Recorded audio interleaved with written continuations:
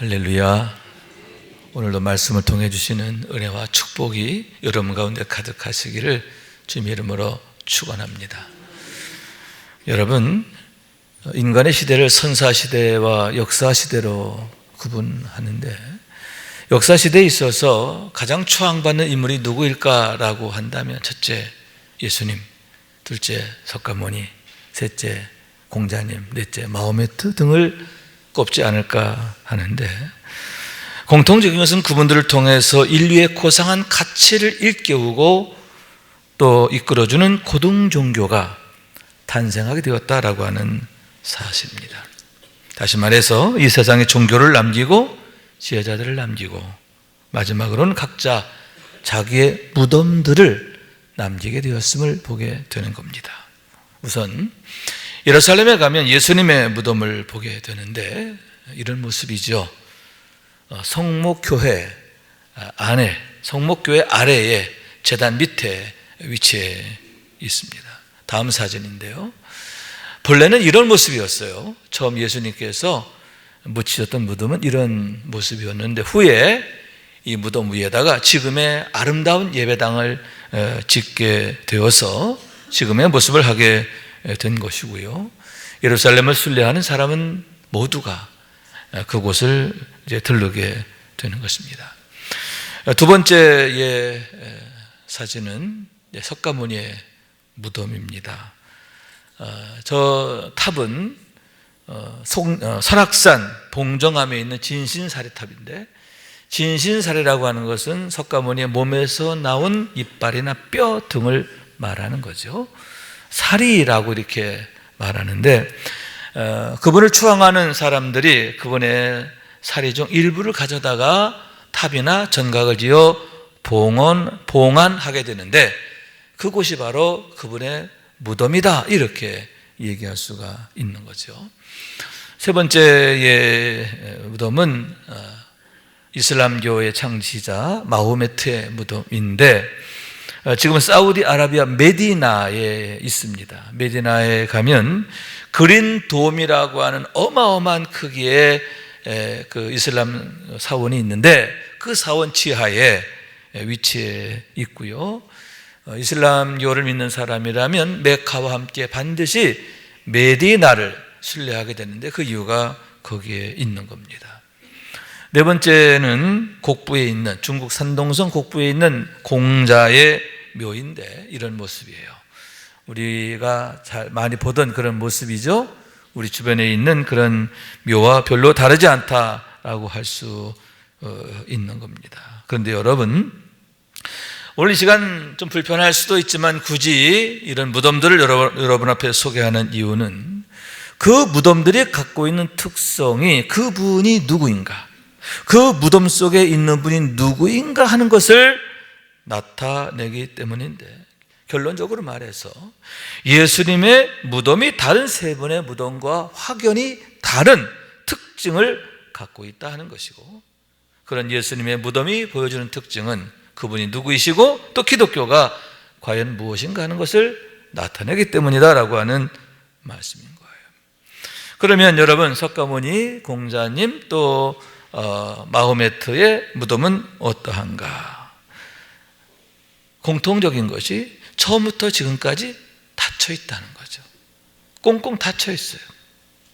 그리고 여전히 그 안에 그분들의 유해가 남아있다라고 하는 사실.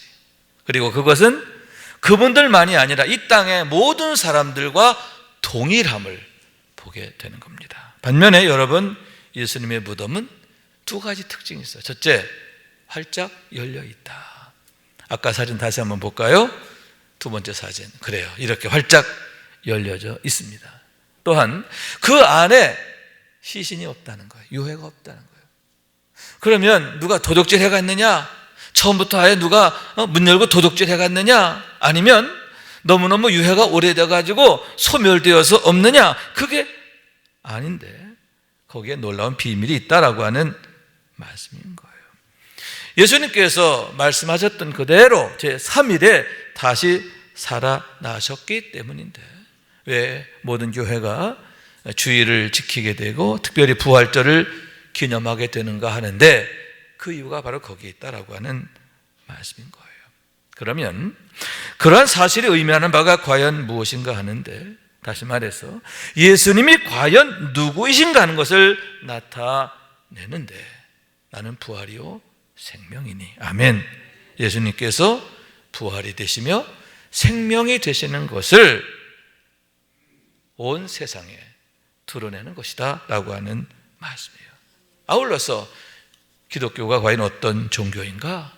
왜 우리가 예수를 믿어야 하는가? 왜 예수님이 아니면 안 되는가 하는 분명한 이유를 나타내는 것이다 라고 하는 말씀인 거예요. 또한 여러분, 그런 사실은 예수를 믿는 모든 사람에게 나타나게 될 놀라운 축복을 보여주는데, 그게 뭐냐? 예수를 주로 믿는 모든 사람들이 경험하게 될 부활이다, 그런 얘기죠. 예수님의 부활은 그분의 부활로 끝나는 게 아니라 그분을 믿는 모든 사람들에게 나타날 소망이고 축복이고 영광이라는 것을 나타낸다는 거예요. 다시 말해서 바울 사도의 말씀이지요. 허물로 죽은 우리를 그리스도와 함께 살리셨고 너희는 은혜로 구원을 받은 것이라. 또 함께 일으키사 그리스도 예수 안에서 함께 하늘에 앉히시니. 자, 허물로 죽은 우리예요. 그런데 그런 우리를 어떻게 하셨다? 하나님이 그리스도와 함께 살리셨다는 거예요. 예수님의 부활이 우리의 부활이 된다는 거예요.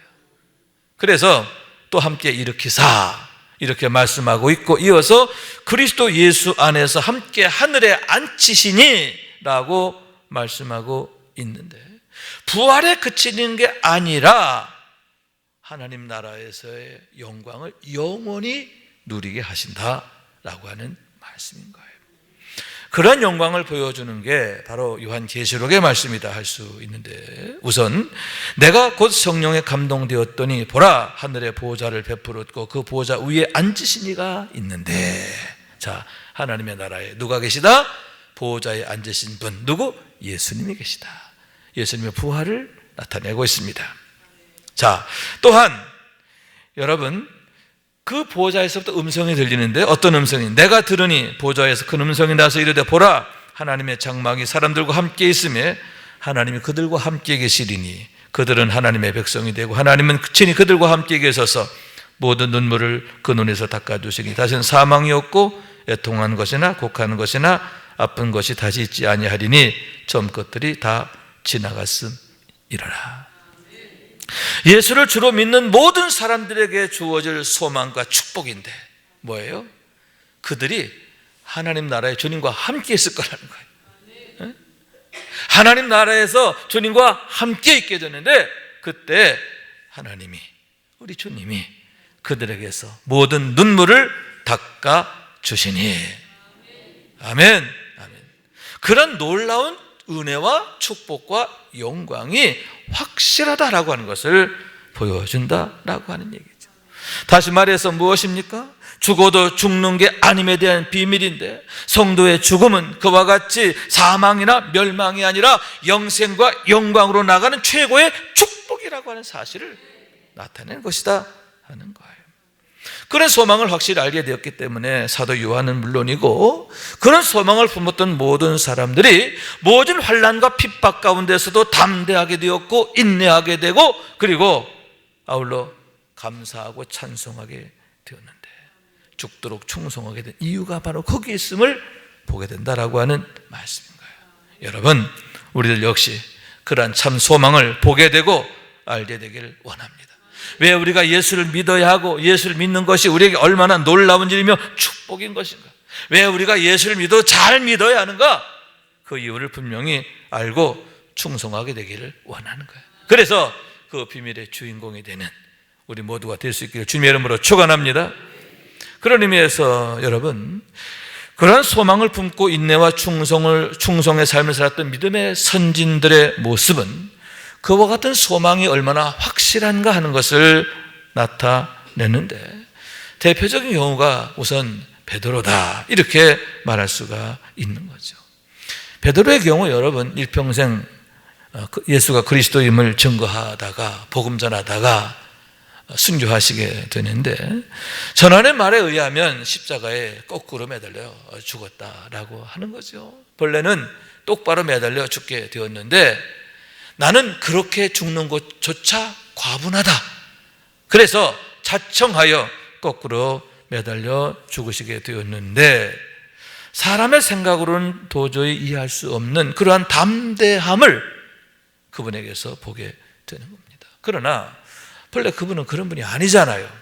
우리가 잘 알다시피 우리와 별로 다를 바 없는 그러한 연약한 인간인 거예요. 그래서 예수님께서 재판받으실 때 주님을 부인하게 되는데, 심지어 3번 부인하고 저주까지 하며 부인하게 됐던 사람인 거예요.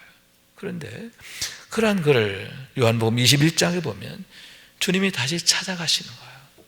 찾아가서 그를 만나주시는데, 여러분, 그를 찾아가 만나주신 부활의 주님께서 그를 찾아가 만나주신 줄로 믿습니다. 또한 오순절 때 성령을 부어주신 줄로 믿습니다.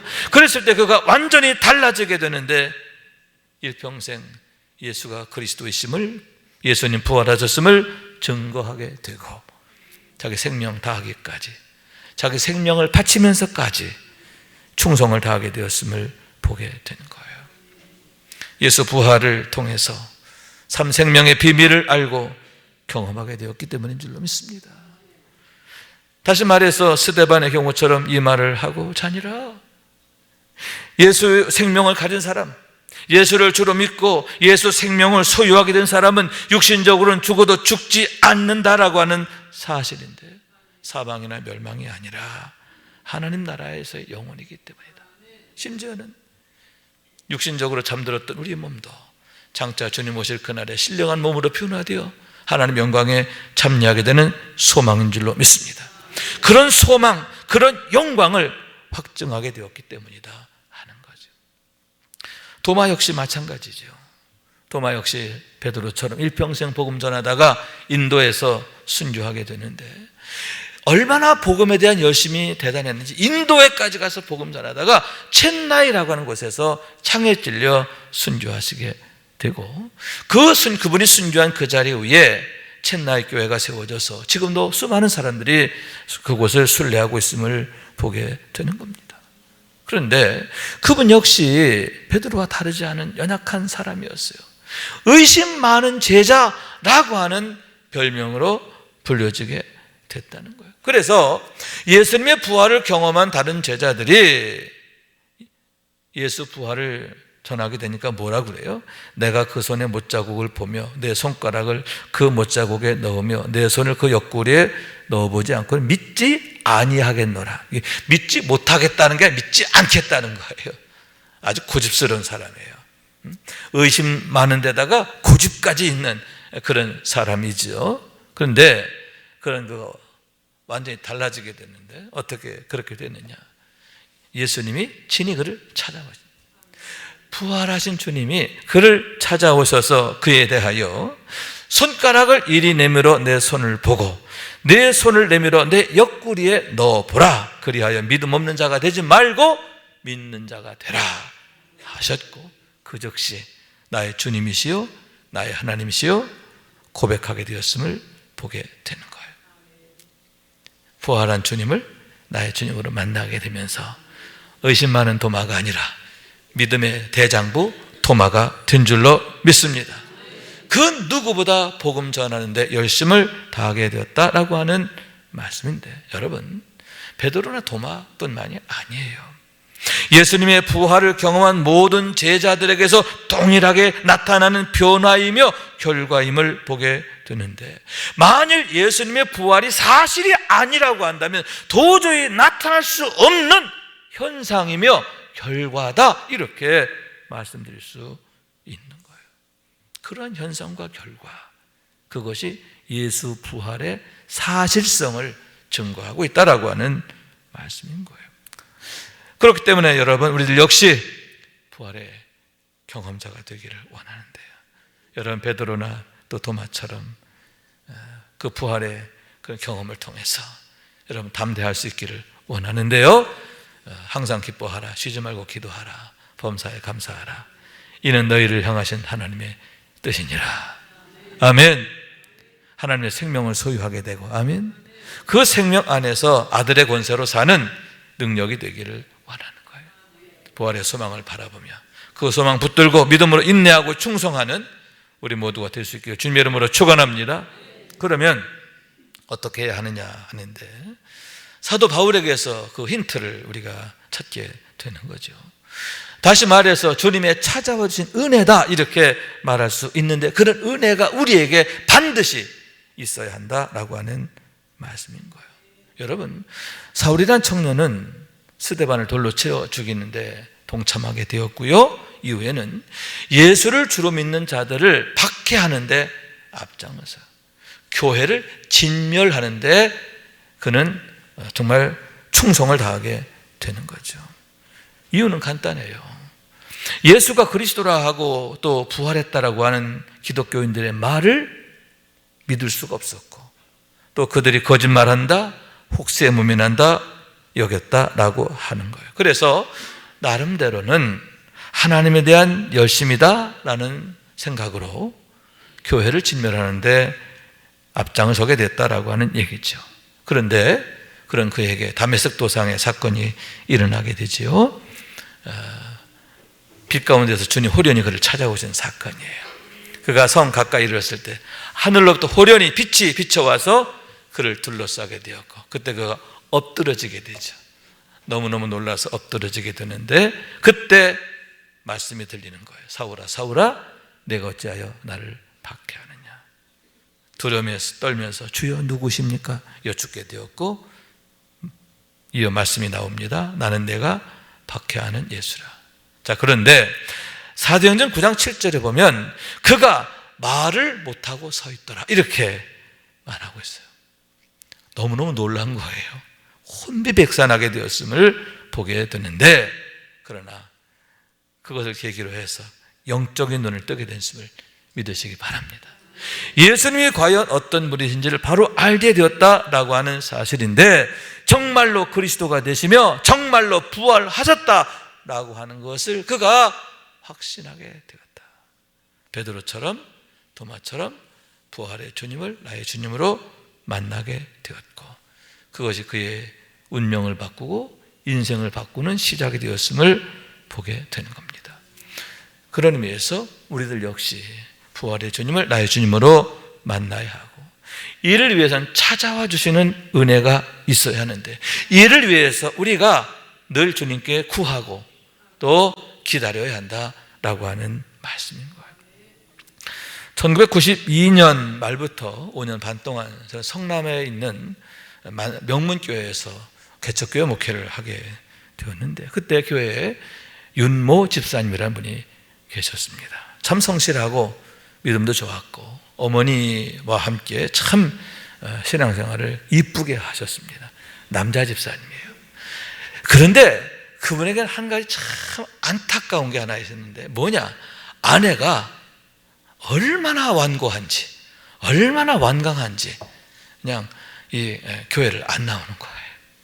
안 나오는 거예요. 근데 불교 신자 중에 진짜 찐 불교 신자였어요. 얼마나 불교가 강했네. 친정식과 그랬네. 친정부터 그랬는데 그분의 친정은 스님들이 와서 수시로 자고 가는 그런 집이었다 하는 얘기죠. 그런데 기적이 일어났어요. 어느 주일날 아침인데, 여보 나도 교회 가도 돼? 이렇게 아내가 남편에게 말하게 됐다는 거예요. 여보 나도 교회 가도 돼? 얼마나 반가워요. 얼마나 고마워요. 물론이지. 그때부터 아내 된 분이 남편 따라 교회 오게 되었고, 후에 세례받고 집사님이 되고, 얼마나 충성을 다하게 됐는지, 얼마나 신앙생활 열심을 다하게 됐는지. 여러분, 그분을 통해서요 친정이 다 변화됐어요. 그렇게 불교 불교에 그냥 찌들어있던 그 가정이 얼마나 예수를 잘 믿는 가정이 됐는지, 친정 어머니 이모 다 온 가족이 신앙생활하는 그런 가정으로 바뀌게 됐다는 거예요. 자, 그러면 어떻게 해서 그 완고한 그 분이 이렇게 뒤집어지게 됐느냐? 꿈을 꿨어요. 꿈에 예수님이 자기를 찾아와 가지고 두 팔을 벌리고 자기를 부르시는 것을 꿈에 경험하게 된 거예요. 그 꿈을 꾸고 너무너무 놀란 거예요. 아, 예수 안 믿으면 큰일 나겠구나. 그래가지고 자청해서 그와 같이 신앙생활을 시작하게 되었는데 30년 전 일이에요. 지금으로 30년 전 일인데 마치 어제 일처럼 제가 기억하게 되는 겁니다. 그런데 여러분, 우리들은 무엇입니까? 성령 안에 있는 사람들은요, 이미 그런 은혜들을 경험하고 있어요. 무슨 얘기냐면, 여러분, 주님께서 그렇게 호련히 찾아오시기도 하지만 더욱 감사한 것은 말씀을 통해서, 성령의 감동을 통해서, 교회를 통해서 늘 우리에게 찾아와 주셨고, 찾아와 주실 뿐만 아니라 늘 우리와 동행해 주셨다라고 하는 사실인 거예요. 이미 우리가 예수 안에 있는 사람, 성령 안에 있는 사람은 그런 은혜를 누리고 있다라고 하는 사실인데, 그것을 우리가 깨달아야 된다라고 하는 말씀인 거예요. 그렇기 때문에 여러분, 어떻게 해야 돼요? 더욱 온전한 예배를 위해서 힘쓰고, 기도 생활에 힘쓰고, 은혜 있는 교회 생활에 힘써야 하는데, 그럼으로써 호련한 은혜가 일상의 은혜가 된다. 아멘. 우리들의 매일매일의 삶이 우리 주님이 나를 찾아와 주시고 만나 주시고 은혜 주시는 사건들이 되어야 된다, 그런 얘기죠. 그럴 때 여러분 얼마나 신나요? 얼마나 감사해요? 주님께서 우리 가운데 일하시는 것을 보게 되기 때문이 아닙니까? 여러분, 그런 축복의 주인공 되시는 우리 모두가 될 수 있기를 원해요. 그런 한 분 한 분을 통해서 그 가정에 놀라운 기적이 일어납니다. 하나님 은혜가 임합니다. 그런 은혜의 때를 열어가는 주인공 되시기를 축원합니다. 결론입니다. 8절 말씀 봅니다. 여자들이 몹시 놀라 떨며 나와 무덤에서 도망하고 무서워서 아무에게 아무 말도 하지 못하더라. 여러분, 부활절 새벽에 예수님의 무덤을 찾았던 여인들이 빈 무덤을 보았고요, 또 그때 천사로부터 예수님 부활에 대한 소식을 들었어요. 그런데 그러면 감사해야 되잖아요. 기뻐해야 되잖아요. 어떻게 했다고요? 너무나 놀라서 떨며 무덤에서 도망하고 무서워서 말도 못해 발발발발 떨었다, 그런 얘기지요. 왜 그랬을까요? 왜 그렇게 두려워 떨었을까요? 생각지도 않았던 너무나 놀라운 경험이 됐기 때문에, 예수님이 부활하셨으리라고는 상상을 못했기 때문에. 평소 주님이 말씀하셨지만 에이 설마 그랬거든요. 진짜인 줄 몰랐거든요. 여러분, 만약 진짜인 걸 믿었다면, 예수님께서 평소 말씀하셨던 걸 그들이 믿었더라면 어땠을까요? 아마도 무덤에 오는 발걸음 자체가 달랐을 거예요. 그죠? 근심하고 슬퍼하며 오는 게 아니라 막 신나가지고 빨리 가서 부활하신 예수님 만나야지, 그런 마음을 가지고 왔을 거예요. 그리고 지난밤 여러분, 그들이 준비한 게 뭘까요? 여러분, 그 여인들이 준비한 건 뭐였죠? 향품과 유향, 시신했을 거예요. 울면서 그거 준비했을 거예요. 울면서 찢어지는 가슴을 느끼면서 울면서. 근데 여러분, 예수님의 말을 믿었더라면 제3일에 살아나야 하리라, 할렐루야, 그 말을 믿었더라면 어땠을까요? 향품을 준비하는 게 아니라 아마 빛나는 옷을 준비했을 거예요. 부활하신 예수님에게 입혀드리려고 정말 가장 좋은 옷감으로, 정말 그 옷만 입으면 날아갈 것 같은 그런 멋진 옷을 만들면서 서로 하하호호 하면서 새벽이 되기만을 기다리지 않았을까 생각하게 되는 거죠. 그런 의미에서 여러분, 듣는 것에 그치지 않고 믿어야 합니다. 예수님의 말씀을 들었어도 겉들었잖아요. 헛들었잖아요. 그러면 소용없어요. 듣는 귀가 돼야 돼요. 그래서 여러분, 욥은 이렇게 고백하잖아요. 내가 주께 대하여 귀로 듣기만 하였던 이제는 눈으로 배움나이다. 그러므로 스스로 거두어드리고 티끌과 제 가운데서 회개하나이다. 욥이 어떻게 회개하게 되느냐? 귀로만 듣던 하나님, 내가 나의 하나님으로 만난 거야. 내가 내 눈으로 보나이다. 아멘. 여러분, 하나님의 말씀을 우리가 어떻게 들어야 되는가, 어떻게 믿어야 하는가 하는 그런 모델을 보여준다라고 라고 하는 얘기죠. 여러분, 욥이 그렇게 귀로만 듣던 하나님 눈으로 보게 된 것처럼 부활의 주님 귀로만 듣는 게 아니라 나의 주님으로 만나게 되기를 원합니다. 여러분, 씨앗 하나가 땅에 떨어져 썩으면 여러분 사라지지 않잖아요. 그 안에 생명이 있기 때문에 여러분 싹이 나고 자라서 100배의 열매를 맺는 거예요. 생명의 비밀이죠. 이렇게 하찮은 씨앗 하나도 그러할진데 하물며 영원한 생명이신 하나님의 생명, 영생은 얼마나 위대합니까? 우리가 그런 생명을 소유하게 되고 그런 생명을 가지고 산다는 게 얼마나 큰 축복인가 하는데, 여러분, 이 땅에서도 하나님의 생명 안에서의 능력이고, 아멘, 천국에서는 영원인 줄로 믿습니다. 그 소망을 붙들고 날마다 믿음으로 더욱 헌신하고 인내하고 충성하는 우리 모두가 될 수 있기를 주님의 이름으로 축원합니다. 말씀 생각하면서 기도하는 마음으로 찬양합니다. 땅끝에서 주께서 주신 동산에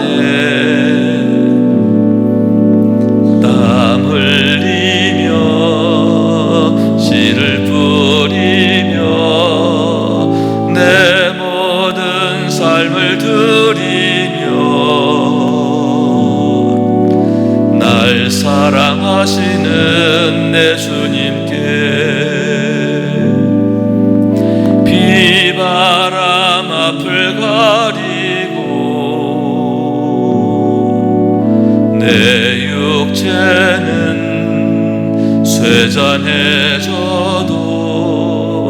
내 모든 삶을 드리리 내 사모하는 내 주님께 땅끝에서 주님을 맞으리 주께 드릴 열매 가득 안고 땅끝에서 주님을 배우리 주께 드릴 노래 가득 안고 땅의 모든 끝 찬양하라 주님 오실 날 예비하라 땅의 모든 끝에서 주님을 찬양하라 영광의 주님 곧 오시리라.